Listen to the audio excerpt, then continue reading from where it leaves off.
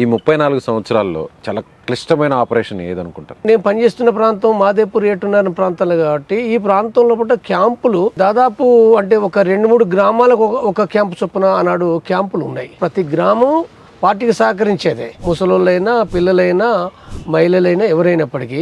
ఆ టైంలో అంటే ప్రజలను కూడా విపరీతంగా పోలీసులు కొట్టడం, చిత్రహింసలు పెట్టడం, చంపడం, ఎన్కౌంటర్ కూడా జరిగినాయి. కాబట్టి అంటే వాళ్ళ యొక్క పంట పొలాలని నాశనం చేసిండ్రు, బియ్యం లోపల ఇసుక కలిపిండ్రు, వాళ్ళని బట్టలు కూడా తీసి ఎండాకాలం ఇసుక లోపల పండబెట్టి కొట్టిర్రు మామూలు సాధారణ ప్రజల్ని. ప్రతి గ్రామం లోపల 100 మందిని కొట్టారు. అంటే అప్పటి వరకు తిండి పెట్టిన ప్రజలు మేము పోతే తిండి పెట్టే పరిస్థితి లేదు, ప్రజలు మా దగ్గరకు వచ్చే పరిస్థితి లేదు. మేము అంటే అభిమానం ఉన్నది, ఎందుకనంటే మేము అక్కడ ప్రజా సమస్యలు పరిష్కరించినాం మేము. కాబట్టి అలాంటి నేపథ్యంలో అంటే పార్టీకి ప్రజలకు ఈ సంబంధాన్ని విడగొట్టాలి. అంత టఫెస్ట్ గా ఎందుకు అనిపించింది? ఇప్పుడు బయట ఏమనుకుంటారంటే వీళ్ళకి తుపాకుల్ని లేకపోతే సంఖ్య ఉందని అనుకుంటారు.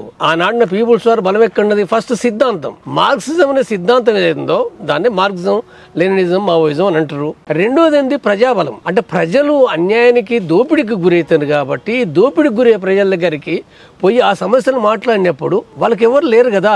ఏ బూర్జువా పార్టీలు ఎన్నికల సందర్భంగా వస్తారు తప్ప వాళ్ళ సమస్యలు పరిష్కరించే వాళ్ళు ఎవరూ లేరు. పీపుల్స్ వార్ పార్టీ ఆ సమస్యలను పరిష్కరిస్తుంది కాబట్టి సహజంగానే పీపుల్స్ వార్ను చాలా గొప్పగా చూస్తారు. వాస్తవంగా పోలీసులు కొట్టిండ్రు, చంపినంటే పోలీసులు అనేది వాళ్ళకు ఉద్యోగులే, వాళ్ళు కూడా పేద ప్రజల నుంచి వచ్చిన వాళ్ళే. ఆనాడు గ్రామాల లోపల సంఘంలో ఉన్న వాళ్ళను అంటే 85 నుంచి 89 వరకు 400 మందిని సాధారణ ప్రజల్ని చంపేసింది. తొందరపడి చేసిండ్రని అంటారు కానీ కాదు, పోలీసులు కాదది. పోలీసుల వెనకాలది ఎవరనంటే ప్రభుత్వం. రాజ్యానికి సంబంధించింది ఏందో ఒక భయకంపితను చేయాలి.